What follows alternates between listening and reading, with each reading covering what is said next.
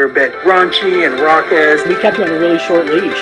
Nice to be on someone's leash sometimes. I was gonna say, with that hair, you better play an instrument. It is so rock and roll. I love it. I think she's a they. That didn't come out right. Can you do this? People would do a anything for a donut? t-shirt. That's like genius. Hey everyone, welcome to this week's episode of the Rainbow Remix. This is part one of a two-part interview with Barb Snelgrove. Once named by OutTV as one of Canada's top 10 LGBTQ plus people making a difference, Barb is co-producer and host of QueerFM, which is Canada's longest running queer radio show. You're not going to want to miss this. It's a great interview full of so much information and a lot of fun. So get ready for part one with Barb Snelgrove. Off to a good start. Definitely. All right. So we've got Barb Snelgrove with us, and we're going to talk all about who she is. Yes. There's many a hat. Many hats, yes. Yeah. I'm going to go ahead and let her in. All right. Mega Mouth Media, I like that. Okay, Hey! hi there. How are you? Great. I'm so happy to have you. Yes. I told JD. Hi, GD. I think Hi. I worked for her. Sorry, what was that again? I think I worked for you. Well, I've been scanning quickly because I'm going, I know the name Denise Warner. I know it from the UK, and I don't know where the fuck I know it from, but I damn well know I know it from somewhere. Yes. I think I worked for you when there was Rainbow Radio FM, Rainbow FM Radio. Something like that. Yeah. Yeah. I was doing lesbian lounge shows and throwing them over to you. Oh. Yeah. And it's still real vague. I have the memory of a sieve these days. I hear you. Yeah, right. Yeah. But I knew, I was like, God, I know it. Denise Warner, and I'm going UK, and I'm going, nah, I know there's a connection. Okay, thank you. I'm not losing my mind. No, that was it. I said to JD, I think it was like 2017, maybe around that time. And yeah, like I don't even remember how it happened at all. I don't remember anything in the background. I just remember Denise Warner, UK. Yeah, like I think I was doing, some podcasts and sending them over to you to play on Rainbow. I can't remember the name of it. I wonder if, was it Rainbow Radio FM? Well, there's QueerFM, and I've been with QueerFM for a billion years. And I left, did commercial, so it was Roundhouse Radio. I'm trying to remember if there's so many bloody things I've done back and forth over the, they all kind of blur. You've got an extensive career that we are going to dig into. And I literally, there's some of them, I was just like, there was something that came up the other day and it was a pin or something I had. I'm going, what the hell did I ever do this? And then I said, I've worked with a bass player with the last name Snelgrove, Tommy Snelgrove. And I'm like, I wonder if she's somehow connected to him. I don't know. We both felt we had a connection to you.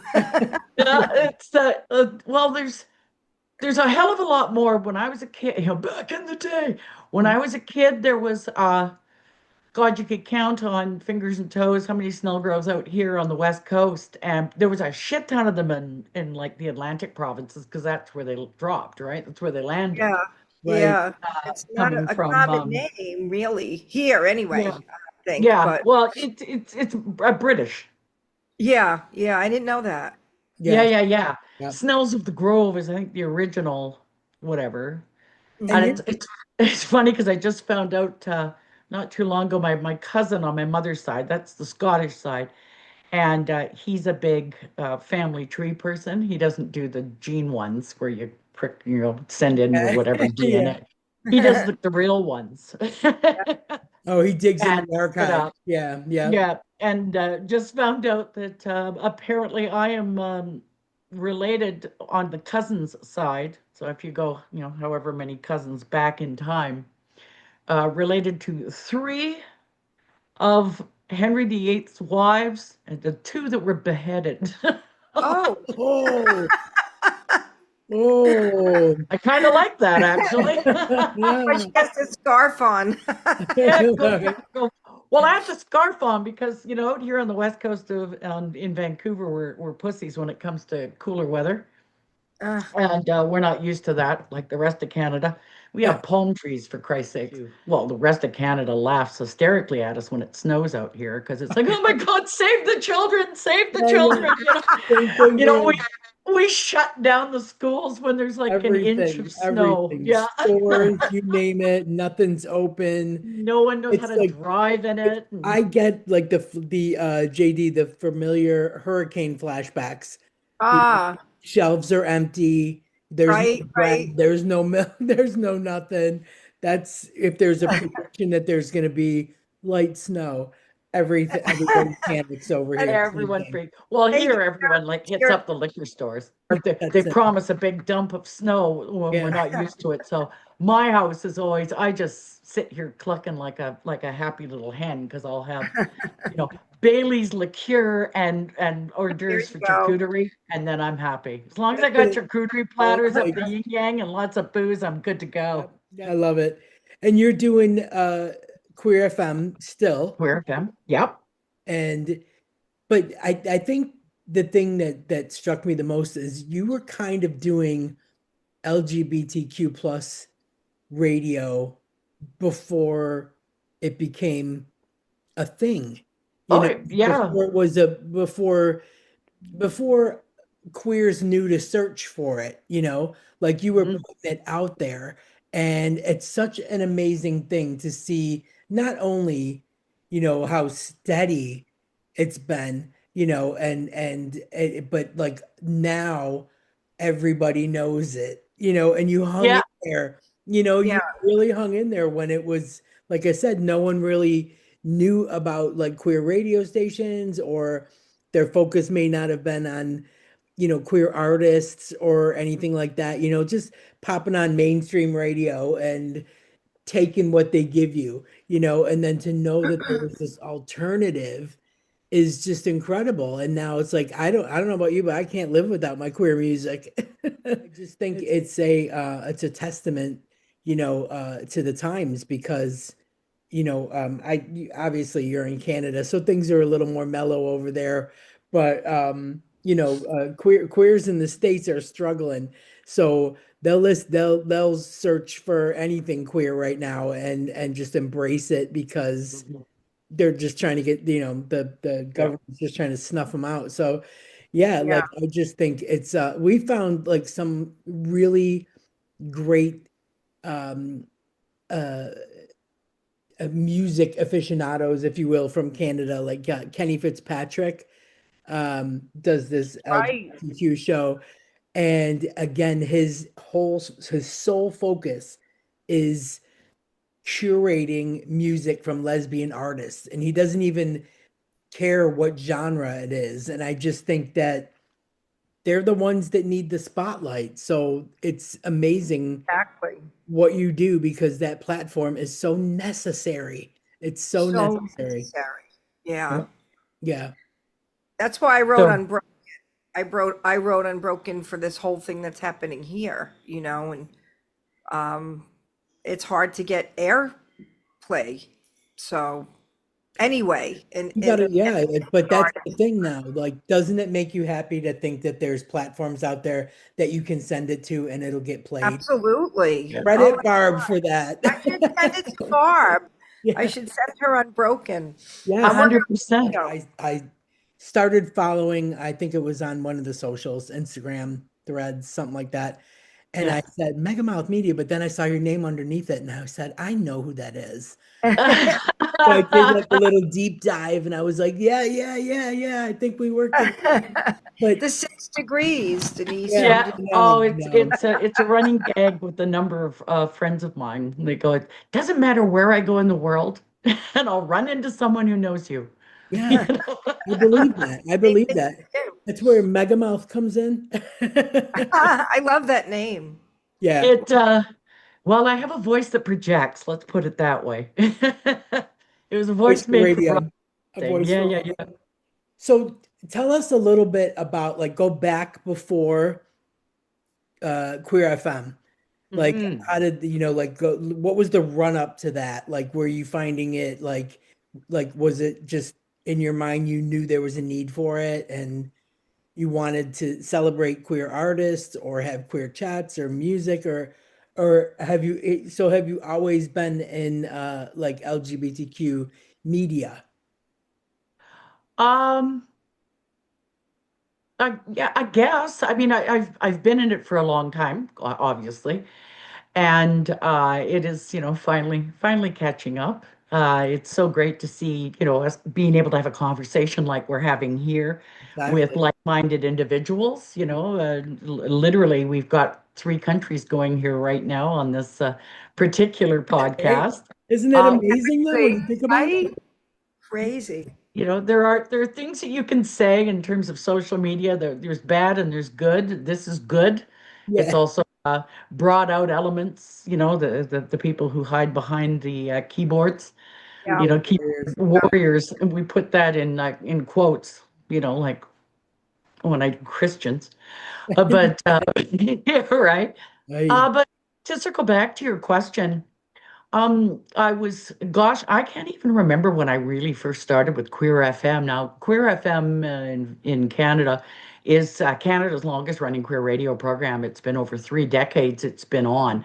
So I just slipped into it. Heather Kitching, God bless her soul, was on Queer FM when I first started doing stuff with it. And she asked me to come on, and I was literally hosting like I think it was, I think I did like Oscars reports Oh because I no. have a canny, like don't get into a bet with me on who's going to win the top 24 because I will win every Ah, goddamn time, even if I don't wow, know, that's great. Yeah. even director of photography or cinematography, I'll get it. So why don't you do a special broadcast, and I started doing that each year on Queer FM, and then I just was on more, and then Heather was like, you know what, I'm going to be leaving, and then at the time, and so when Heather was leaving, I do believe that Erland Saint took over, and I became involved in there, and then I became the host, co-host, along with another gentleman, and we just hit it off. It was like those wild, morning radio broadcasters. Yeah, yeah. We ended up with a massive following, especially in the Wow. UK and in the States. I know the North and South Carolina, we had ridiculous numbers of, and Florida, California, Illinois, we had listeners from all over the world who, number one, couldn't believe what we could get away with saying on the air. Right. And Right. the fact that we had so much bloody fun Yeah. and we didn't care, and everything has always been clearly focused on the 2S LGBTQIA plus community. Yeah. Yeah. Nothing. We've had people that are like, well, it's like, what's your tie-in? And it's like, nope, no, you're not one of us. You've got plenty of opportunities, Ah, and Right. I love it. right, Yeah. Love Yeah. yep, God bless. Yeah. Yeah. Yeah. Yeah. But Yeah. you've got Your lots of heart. opportunity. Yeah. We're going to be the elitist queer snots that we are, and and stick to our own. And Beautiful. it's wonderful. I've had the opportunity. I am so blessed and honored to have spoken to so many individuals from all over the world because obviously it's Vancouver centric in some ways, but our guests and our music are from all over the world. I mean, Oh, we have done interviews with, oh my gosh, with an author in the forests of Chile, I do believe. oh my God. Wow. Yeah, we've done Singapore, we've done Sweden, we've done Norway, we've done all through Europe, we've done all over the States and all over Canada. Our guests are varied, and there's just so many incredibly talented queer creatives out there. Oh yeah. Yeah. And people from who produce events to actors and theater, music, Yeah. books, Yep. you name it. And I'm thrilled to be able to give people the forum and the opportunities to speak. We have a fairly large international audience. And JD might appreciate this, especially when it comes to music artists. It's Oh, making sure, independent music nowadays is hard enough as it is. When yes. you're living off those That's Spotify right. royalties, Oh gosh. Yeah. you know. Living being the operative. Yeah. So we It's love to it's be able great to though. present, independent artists and give them a soapbox that they might not necessarily have the opportunity to have. Yeah. So I find needed. these like indie, queer indie radio stations, Hmm. the mostly internet radio, of course it's gonna be internet Right. radio. But when I first moved over here, there was a woman, Kathy Caton, who had a great queer show out of Brighton, which is the queerest area of Oh, is it ever? Yeah, yeah, right? yeah. Right. So Kathy had this little like basement studio and she was doing, as soon as I arrived, I contacted her and I was like I would love to be on your show because at that time I was still doing the lesbian lounge with my co-host in Florida. So we were still Hmm. getting to go over here, even with the bad delays and phone time, and it was horrible. But Kathy was like, yeah, come, gave me a date and a time to be there. And then it was like, I don't know about you guys, but if I'm doing anything online, I love having like a little bit of queer live stream, music going or chat show or Right. something. And over here, digital radio is big. And there's a lot like Gadio and Oh, Glitter. Gadio's still around. Wow. Yeah, Gadio's still cranking. There's Yeah. another one, I think it's called Glitter Dome or Glitter Ball or something like that. And like now there's like apps for your phone. Like when I think about sitting in that little basement with Kathy Caton, 15 years ago, and where we're at now with queer digital radio shows, with apps on your phone, podcasts, obviously, podcasts, Right. like it's just exploded. And I'm wondering if you like I don't know about NJD, and maybe you can attest to that. It's so hard to keep up. In a Yeah. world where there was one or two Oh yeah. two queer shows, out Hmm. now, how do you Yeah. feel about the amount? I mean, in one respect, it's so great. In another one, it's like, oh my God, there's so much out there. There's people are spoiled now for choice. You know what I mean? Right. And Needle yet, in a haystack then, when you're right. trying to get even getting your music out there, you know. Yeah, no matter what you Wow. do, like anything queer has really like just snowballed now. And and Yeah, it's yeah, amazing. yeah. And Yeah. how do you feel about like keeping up with it? Like keeping because you guys have a conversation, right? Like on the show. So it's like you kind of got to talk about like current topics and pop culture and music and artists. Mhm. And there's so much, like I said, there's so much out there. Are you scrambling, like to find the best content? No. It's always No, there. it's it it's wonderful. I mean, you can have your cheese and crackers, but I wouldn't mind having a little pate and some pickles and a couple of other things in there. It's the choices are great because we do speak with people all over the world, and then the more we do that, the more people reach out, Yeah. and I love it because I love the fact that there is so much out there for the queer youth of today. Yes. Yeah. Yeah. I mean, because we don't necessarily go to the bars as much anymore. That is not our community centers, for want of a better phrase, right? Right. It's not where we go to be around like-minded people anymore. We don't need to. Yeah. There is that growth, and also because of the world that we find ourselves in these days. Because you have this giant audience that is made up of millions, but you also have more opportunities with the digital world that we have found to reach out and to find that support. You know, back then we could say you're not alone. Your Yeah. chosen family is out there. Now we can say you're really not alone. Right. You know, Right. you can Yeah. go online and you can find support, you know, Oh, yeah. and Yeah. find, and so the more shows like what you're doing and what myself and my co-host Denise Fraser are doing with Queer FM, you know, and there's all sorts of programs out there. There's the Pants podcast with, Yeah. you know, the L Word Gang, Yeah. Yeah. Yeah. you know, and there's Amy Wambach and her wife's podcast. Her wife, I'm a Oh, middle Glennon child, so Doyle. Glennon Doyle. yeah, thank Yeah. you. I feel badly when I forget anyone's name as a middle child. And you know, and that's just two off the top of my head. There's countless opportunities for people to go and find themselves online Yeah. and find queer content.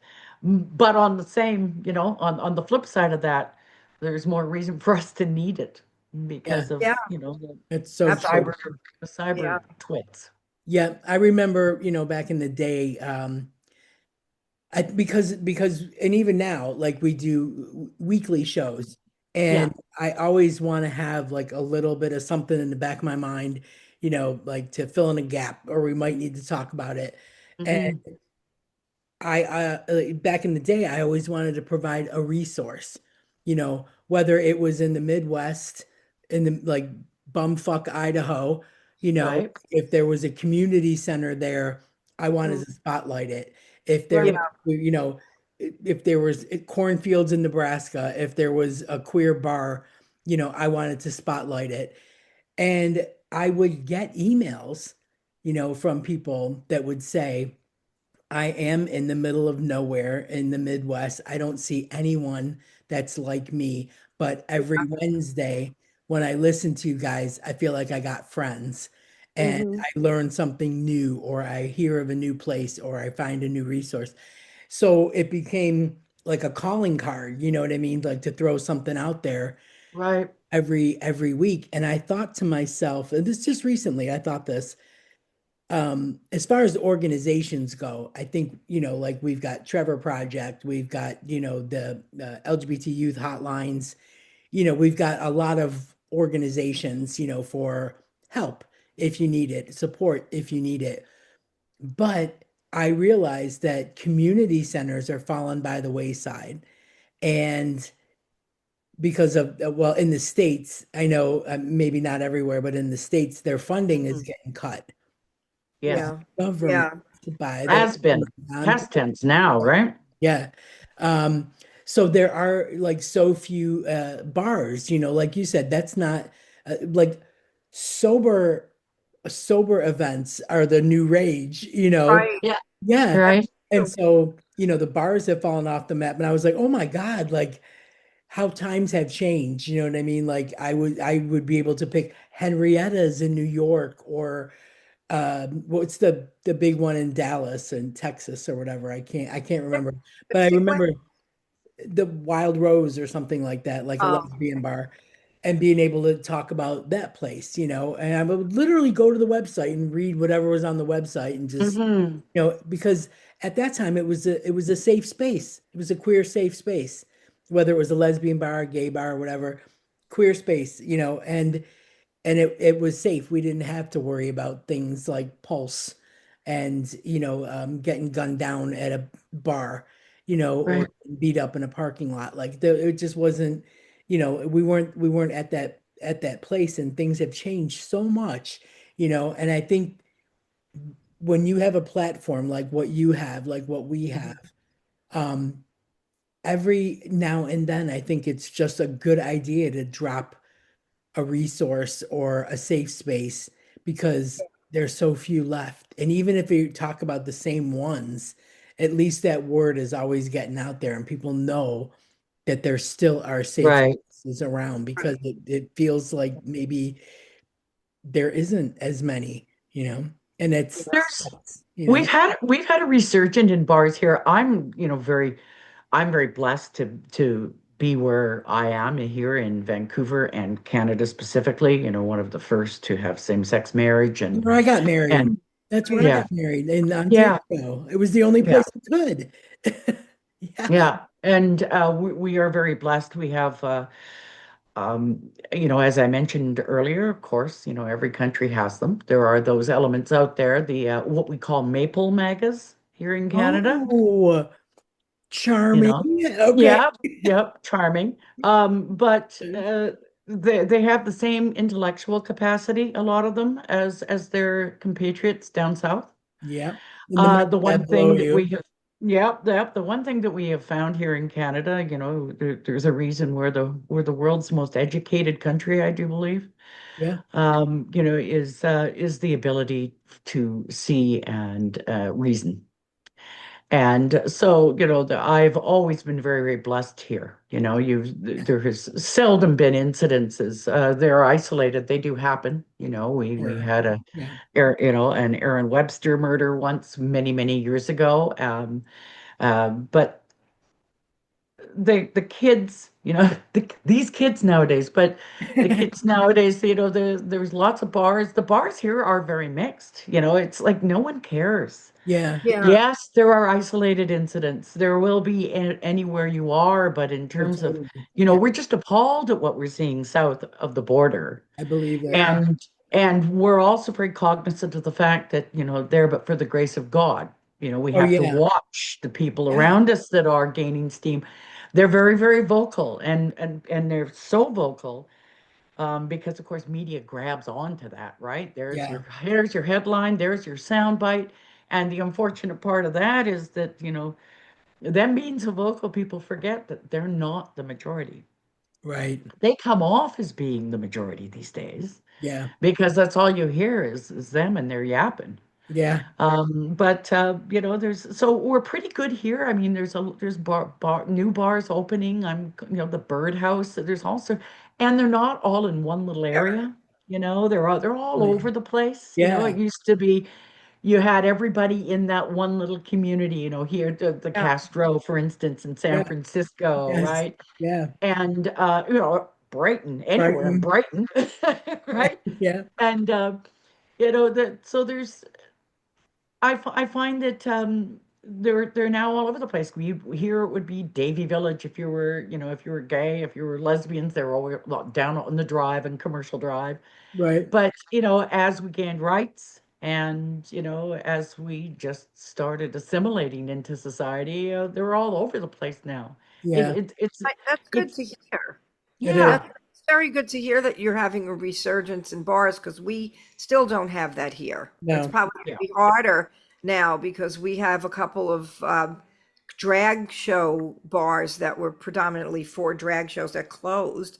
Mhm. Rosie's, was it a Hamburger Mary's? Mary's. Yeah. Rosie's is still there. But women's bars, though, you don't see anywhere down here. Like they're gone. No, we And, we you know, we've had that happen as well a while yeah, back. yeah, So most of it is just mixed. And the wonderful thing, when I first came out, it really wasn't that split. It was everybody all in it, all having a great time. Everyone Yeah. was yeah, grinding on the dance floor.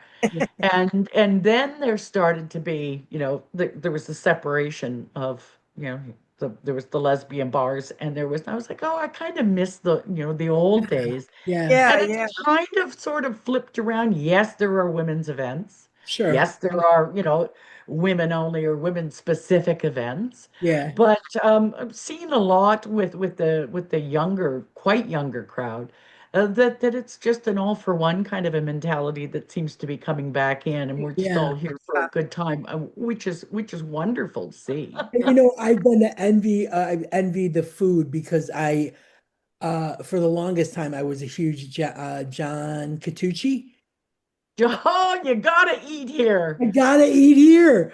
Oh Yeah, my God, I've never missed an episode. And he pull that fork out of his pocket and start eating. yeah, yeah. Is That's that a cool. chef? Is that a Canadian chef? You got to eat He's here? broadcaster, he's right? kind of like Guy Fieri's Diners, Drive-ins, and Dives. Yeah, the guy. Oh, okay. Kind of like Okay. that show. Yeah, Yeah. but he's so quirky and cute and funny and like excited by food, and Oh, is he he, ever? Yeah, the eyeballs are always up perpetually up, up at the top of the hairline with him. I mean, he would just, it was the places he would find, and I would make notes because I would be like, someday we're gonna get there. Someday we're gonna get there. We're gonna go to these places because everything looked amazing. So then it was like this, like, so not only were the people so great and, the country so clean and the buildings are so beautiful and the people are so lovely and welcoming, but now the food, it was just another Yeah. reason he made. And we have slowly accumulated like a world renowned the international flavors here in Vancouver because it's such a multicultural city and so diverse. Yeah. And it's we're really blessed. You can go and eat just about anything. And the story I've always told people about Vancouver is that you've got the mountains as a backdrop, literally like right there, thank God, because that's north. That's how I never get lost. This is any tourist, I'm always like, if you're wherever you are, look for the mountains. The mountains are north. That's a, And I mean, I can walk 5 minutes from my house, and I live in the center of the city, and it is a cosmopolitan, it's a big city, million person population, etc. And there could be whales, there's dolphins, there's bald eagles. I see bald eagles all the time. It's the North Vancouver, which is on the opposite. You have to take a bridge to get to North and West Vancouver oh, because we are sort of an island here in right. Vancouver. And I'm quite sure they're always on the lookout because they often have bears in the backyard. Yeah. Oh, And the Cougars with, Whistler. There was a viral video once, Whistler, which of course is a world-renowned ski resort that's Yes. just a drive up the Sea to Sky Highway. They went viral once because a bear went into a house and they had it all on cameras. The bear went in right into the kitchen and opened up the fridge door and looked around. So That's it's great. a city where you can be skiing, all within a half an hour. You could be skiing, you could be playing tennis, you could be golfing, you could be Yeah. fishing, that you could be doing anything. There's just so the people that I run into because I'm like, I'm that Canadian. I'm like, hi, you look a little lost. Can I help get you where you need to go? Right? That polite little Canadian. They're like, oh, thank God. They're like, how do I get to I tell them all that? And tell them how to get to wherever they want to go. Little water ferries seems to be the how do I get down to Falls Creek? Oh, And I'm like, it's just down the block, and just you'll be there. And that opens up conversations, yeah. and they're just blown away by everything. They're like literally they're just So much good stuff. Bambi in So the much sky. good TV. You guys have really good TV too. Like Really? Schitt's Creek is a product of, Oh, I mean, come on. yeah. Well, I was really good friends with Carly Pope, uh, from Popular, and I think she's from Vancouver, and used to talk about like all these different shows. And now with the internet that we have access to them, so I've watched like all kinds of shows that you guys have, and I think to myself, man, because I'm getting them here in London, but I don't think Right. America gets them, and I feel like you guys are so missing out. JD, I know you love to like sink your teeth into a good series. well, Um, yeah. Well, yeah, a lot of the Hallmark, I know you don't really watch those, but Most of the Hallmark they're made movies in are made Canada. in Vancouver. Oh, right. And here most in of the Vancouver. actors are Canadian, and you can kind of hear that, when they're speaking. Yeah. And they're, I mean, how um, could you not want to do a Christmas movie in Vancouver? yeah, they're almost Well, all there. and So, they filmed them all in the summer. That's So there's hilarious. like fake snow right? Oh my everywhere, right? God. But because the film community in Vancouver, they call us Hollywood North for a The reason, North, right? yes. Yeah, Very yeah. prosperous, it's always doing well. And once they've got a system, they'll just keep coming back and doing the same Yep. thing over and over again. So Hallmark, probably not even 90 to 95%, and I'm just spitballing here, folks, so don't No, quote me that's on it, true. of Yeah. them are made here in Vancouver. It's ridiculous the amount of Yeah. Hallmark I movies. was It's very an industry unto itself. It is. It really is. And a lot of the country music we have down here, the artists are from Canada. You know, Shania Twain, Yeah. oh gosh, Katie Lang. Like, I mean, so many people. I know there are people, newer people than that, but Yeah. my era. Johnny But Cash is a good one too. Keep your eyes and uh, ears open for I Shawnee was Cash, who put out a country music. Shawnee is an Indigenous artist here, really. oh, Indigenous music artist who's got oh, just amazing pipes. Oh, And Shawnee and Shawnee's wife, Jen Kish, they're like a little Canadian lesbian power couple. They've got a beautiful ah, little daughter. And Jen is a Canadian rugby sevens Olympic champion.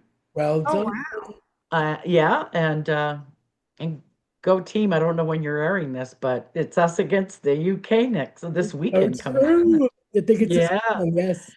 But Shawnee Kish just put out a country album, absolutely loves it. So there's one to put on your radar there, JD. Oh, Yeah, yeah, definitely, Yeah. love definitely. it. Have you Yeah. have you do you have a specific like genre of music that you're more partial to and get excited when you have like a queer artist coming that's like, whether it's country or soul or, is there Oh, I grew up because I usually ask this, it's like what were your musical influences growing up yeah, for our guests to yeah, see what and I grew up with everything. I literally did. It was everything from classical to R&B, to, rock to, and of course, dance music, which, growing up as a bar baby. yeah, But um, yeah, it's in my blood. yeah, So I have lit folk. I mean, one of the first albums I ever bought was Bonnie Raitt, the Give It Up album, oh wow, going way, way, way, way back. Yeah. And so there's just I love all music. I think anyone who says that they don't, oh, I don't like country music because so and so, and I'm like, yeah, if you like music, you like music. yeah, Yeah. And if a Yeah. song gets your toe tapping, it doesn't matter what genre it's in, you right, like it.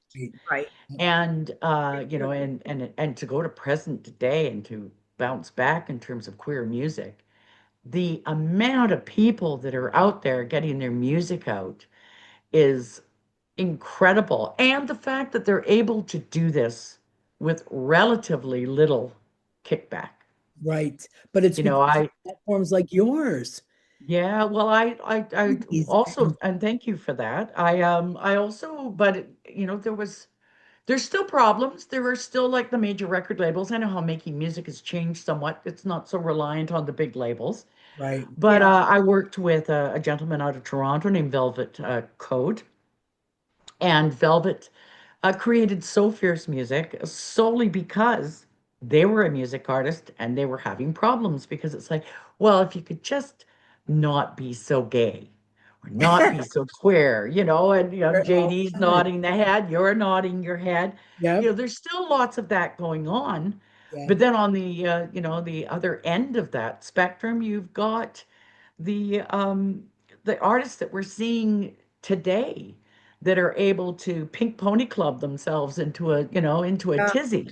you right, know you've got Adam Lambert. There's so many, when before it was like so many. You've got Troy Sivan, yeah, you've got Christine and the Queens, or excuse me, Raheem Redcar, who yes, acts who's the frontman of Christine and the Queens.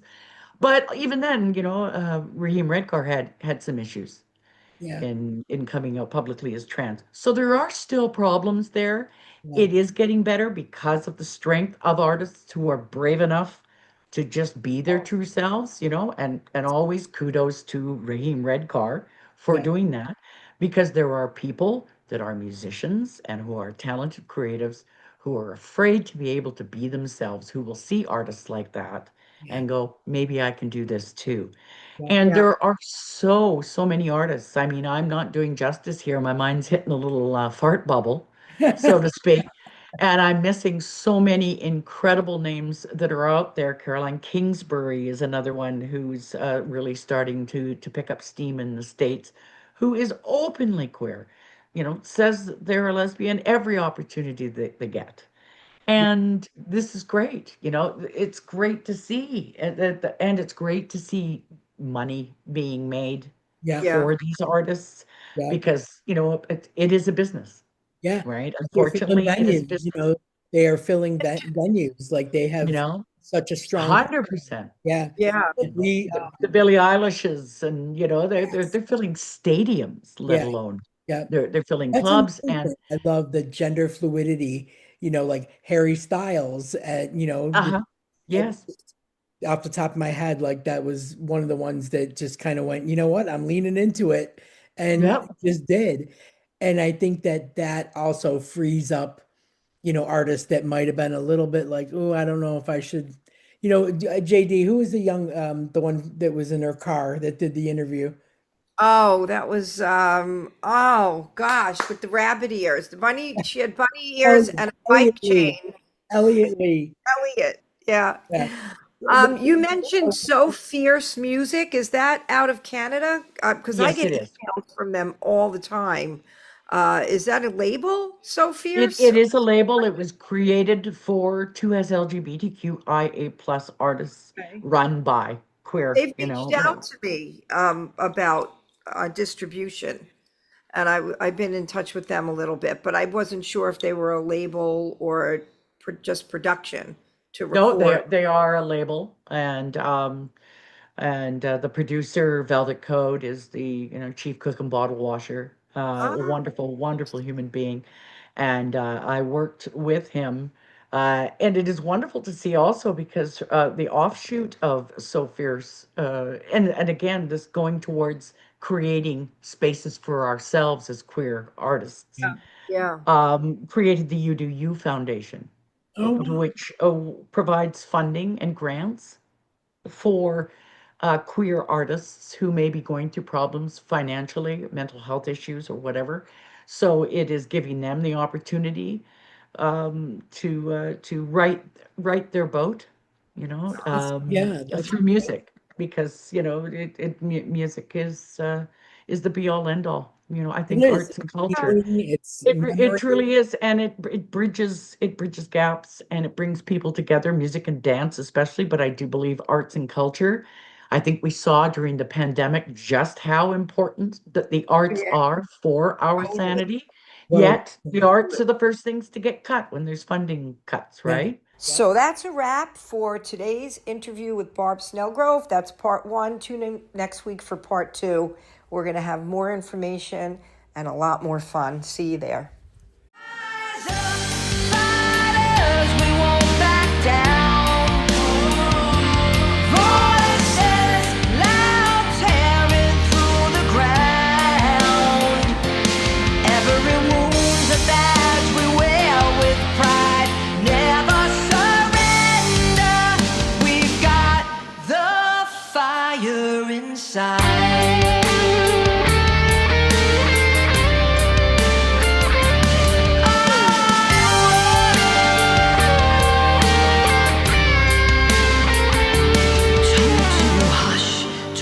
Too loud, but we scream and we'll never bow. Tears and scars forge this steel. No more doubts, this power's real. We are unbroken, we're the storm. All their rules, we've torn apart the norm. No apologies, hearts ablaze, we're the sun, we're the endless days. Rise up, fighters, we won't back down. Voices loud, tearing through the ground. Every wound's a badge we wear with pride. Never surrender. We've got the fire inside.